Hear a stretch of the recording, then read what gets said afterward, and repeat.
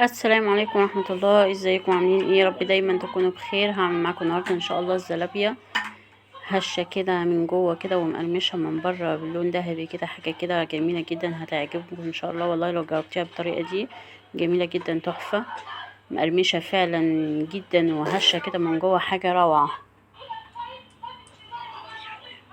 انا عندي زي ما انتم شايفين كده، انا عملت جزء بحط عليه صوص شوكولاتة ماشي، وجزء عادي كده ساقياه بالشربات، حاجه كده زي ما انتوا شايفين. طبعا هي مش هتنفع تخش فيها في الشوكه لان هي ناشفه جدا فعلا، مقرمشه جدا. هتشوفي شكلها كده من جوه فعلا مفرغه من جوه كده وهشه جدا، جميله جدا. هتعتمدي ان شاء الله طريقتها على طول ان شاء الله في مطبخك، زي ما انت شايفه شكلها عامل ازاي، مفرغه من جوه خالص وجميله جدا. طريقتها بقى ان شاء الله، انا عندي هنا كوبايتين من الدقيق،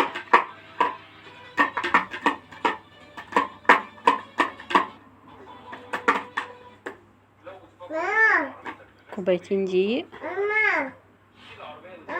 نعم. هحط عليهم كيس من الخميرة الفورية او معلقة، يعني كيس او معلقة من الخميرة الفورية. نعم. وهنزل عليها كمان زي ما انتم شايفين كده بمعلقة سكر، معلقة يعني نص معلقة ملح، معلقة كده من الفانيليا، كل معلقة صغيرة فانيليا، ومعلقة كبيرة سكر ويعني نص معلقة ملح. تمام كده.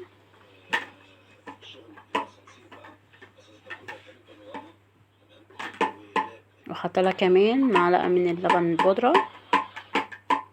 وعجني بقى كده بالمية بتاعتك، عجنيها كويس. احنا عايزينها تبقى عجينة سايلة، يعني لا عايزاها سميكة قوي ولا عايزاها زي ما انتوا شايفين كده شكلها عامل ازاي، يعني لا سميكة قوي ولا خفيفة قوي مية.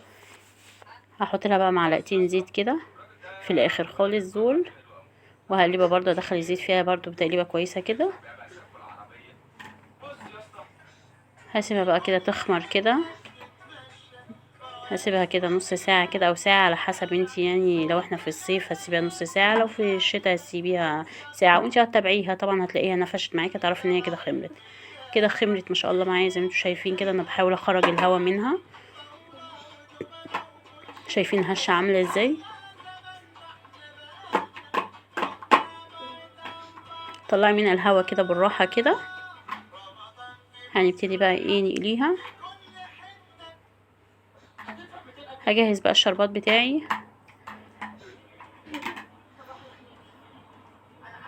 انا عندي هنا مج كبير كده من السكر، وهديله كده كوبايتين كمان من الميه، وهديله رشه كده من ملح الليمون، مش هكتر يعني، يا اما عندك يا اما نص ليمونه يا اما رشه من ملح الليمون، يعني حوالي ربع معلقه او اقل كمان من ربع معلقه. حاولي ما تكتريش يعني عشان متمززش معاكي. وهسيبه بقى على النار كده لحد ما يتقل معايا. هبتدي احمر بقى، عندي زيت سخن زي ما انتوا شايفين، وانا بدهن ايدي بالزيت عشان انا همسكها كده زي ما بيمسكها بتاع الحلواني كده، عشان اعملها كده ايه الكور الصغيره بتاعته دي. انتي بقى لو عندك المكنه بتاعت الزلابيه تبقى تحفه طبعا، وهطلعها لك كده مكوره كده زي بتاع الزلابيه فعلا بالظبط. انا هنا بقى بستخدم ايدي، ممكن تستخدمي برضو معلقه تبليها برضو في الزيت، معلقه صغننه وتحطي بيها، بس انا عملتها كلها كده بايدي. احنا طبعا هنعملها نص تحميره، هطلعها تبرد. انا عندي مصفى اهي، هروح مطلعاها فيها عشان تبرد، وبعد كده هرجع اديها تحميره تانية. دي التحميره الاخرانيه بقى هي اللي تديها القرمشه كلها.